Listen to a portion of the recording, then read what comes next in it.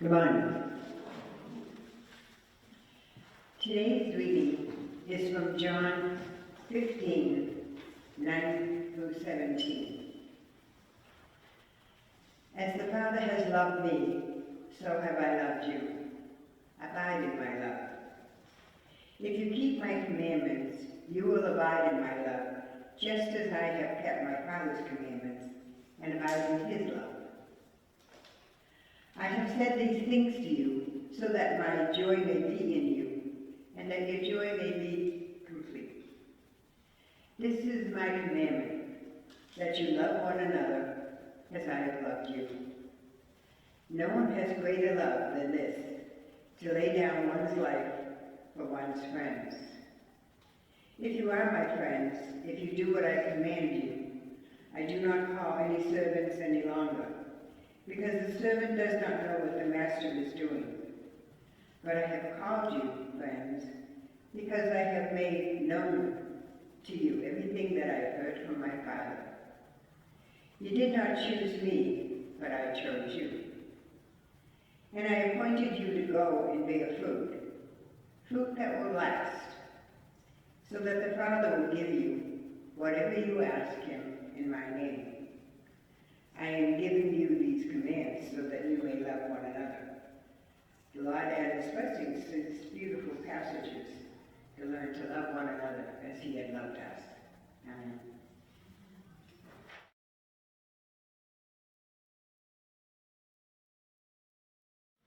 Thanks be to God for the word read here this morning. Will you join me in a moment of prayer? Oh God, may the words of my mouth and the meditations of all of our hearts be acceptable in thy sight, you who are our dearest, closest, most beloved friend. Amen. So this morning, Jesus continues in speaking to us through the Gospel of John and wants to convey the message even further, particularly to his disciples. Now remember, this is a Jesus that is speaking after he has risen. And what he is saying to them now is, hey folks, we are family. We are really, really close friends. And I'd like for you to know that. And I'd like for you to know that about one another and the community in which you live.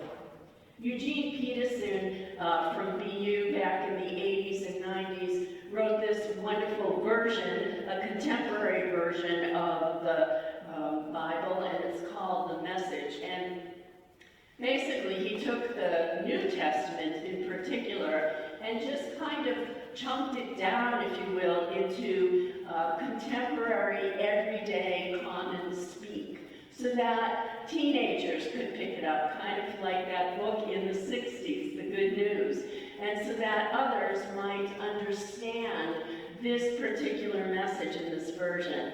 And I read it every week along with our NRSV, our New Revised Standard Version, our Revised Standard Version, whatever version you may use. I also read this because I love how folksy he is. He just brings it home. So listen to the version of John 15, 1 through 17. I love you the way my Father has loved me. Make yourselves at home in my love. If you keep my commandments, you'll remain intimately at home in my love. That's what I've done. I've kept my Father's commandments and made myself at home in God's love. I told you these things for a purpose, that my joy might also be your joy, and your joy wholly mature. This is my command. Love one another the way I have loved you. This is the very best way to love. Put your life on the line for your friends.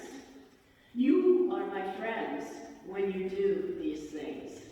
I command you, I am no longer calling you servants, what their master is thinking and planning and doing. No, I have called you friends, because I've let you in on everything I've heard from the Father.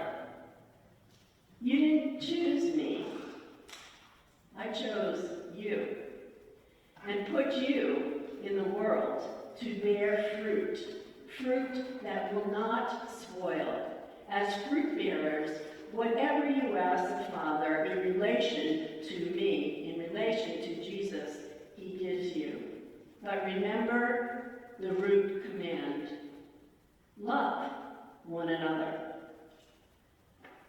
That seems so simple. It all boils down to one thing: love one another.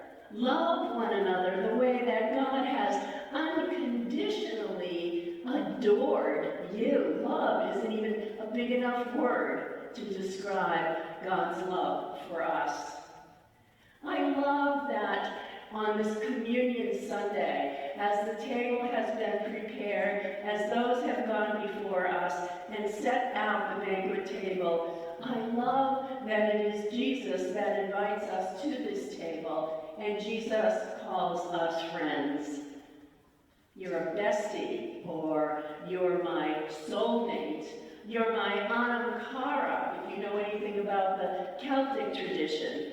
And anam cara really says it best. It's a soul friend. It's one who knows one another without the words, but just this deep, powerful knowing.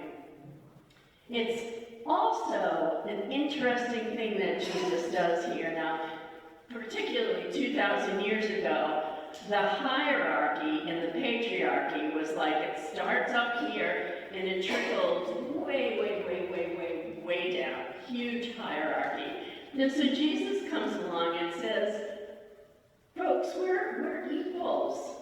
Call me your friend. You're my friend. I'm going to level the playing field right now. There's not going to be any power over. There's not going to be any hierarchy. In fact, there's going to be a lot of equanimity. I will consider you my equal. There's such a huge power differential, particularly in our minds, between God and us, or God over us. And Jesus says there is no power differential. It is no longer teacher to student, or even teacher to teacher, or student to student. It is friend, dear, beloved friend to friend. And Eugene talks a lot in that small passage about home, coming home. I want you to think about the times when you have really felt at home, and who was it that you felt so at home with? It may be yourself and the presence of God, or a four-legged fur baby, or maybe it is another beloved family member or friend. But think of those times when you surprisingly felt so at home, most especially when you weren't sure you were going to. And think of the joy and the freedom that you felt in that moment when you felt so at home. That's the kind of joy. That's the kind of freedom. That's the invitation at this table that every month we prepare so that we may commune not only with one another, but most especially with Jesus and the wider church, universal, throughout the entire world. Also tracing back all Christians some 2,000 plus years ago. That's a pretty big family. And the truth of the matter is, each of those people are friends, whether on this side of heaven or the next. There have been many poets who have tried to capture this divine friendship, the essence of this sacred friendship. And one of them is Sister Margaret Hasselhoff. And this is the poem that she wrote. regarding being a friend, and it's called covenant. We've talked a lot these past months about covenant here. And she writes, "The Father knocks at my door, seeking a home for his homeless son. Rent is cheap, I say. I don't want to rent. I want to buy, says God. I'm not sure I want to sell, but you might come in and look around, God. Oh, I think I will, says God. Might let you have a room, or maybe two. Oh, I like it, says God. I'll take the two. You might decide to give me more someday. I can wait. Well, God, I'd really like to give you more, but it's a bit difficult. I need some me time. I need some space. I know, says God, but I'll wait. I really like what I see. Let me think. Maybe I can let you have maybe another room. I really don't need it that much. Oh, thanks, says God. I'll take it. I like what I see. Well, I'd like to give you the whole house, but I'm really not sure about that. Think about it, said God.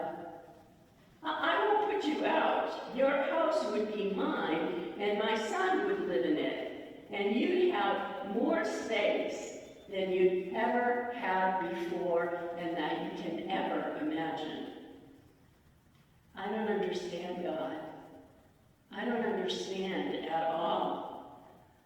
I know, says God, but I can't tell you about that yet. You'll have to just come and see and discover it for yourself.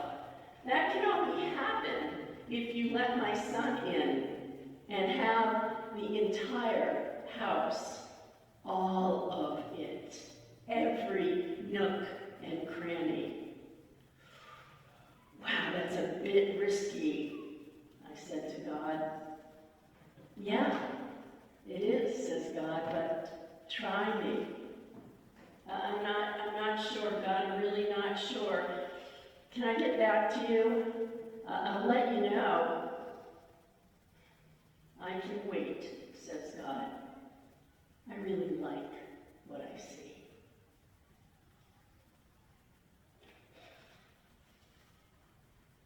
A dear friend of mine, a very prolific author, pastor, mystic, and genuine friend wrote the following poem about Jesus.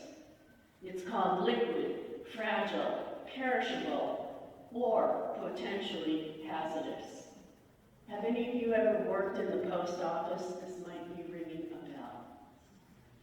I wanted to send you Jesus in the mail today because though he is sweat and tears and blood to give away, he isn't really all liquid, and there was that absolutely buoyant incident on the sea. Oh, and fragile? Well, yeah, Jesus broke down when Lazarus died, and his temper snapped over the coin swappers and pigeon cages at the temple. He would have been just one more Bethlehem baby if his dad didn't believe in dreams, and under the ribs his side was all too pierceable. That he looked perishable, but fragile or perishable as he appeared. He ripped right out of those grave clothes and tucked into a little gardening on the side before the Emmaus road trip. He fished and had fish fry breakfast on the beach. In the end, the postal authorities, like most authorities, anytime, anywhere, handed him back to me. Because you see, I couldn't prove that Jesus is not potentially hazardous to injustice and hypocrisy, to my peace of mind, to your dreams or where you think you need to go, to your demons and accidental swine, the well-laid plans of would-be disciples, the truth of autopilots, or all the other loveliness we package up and we try to send.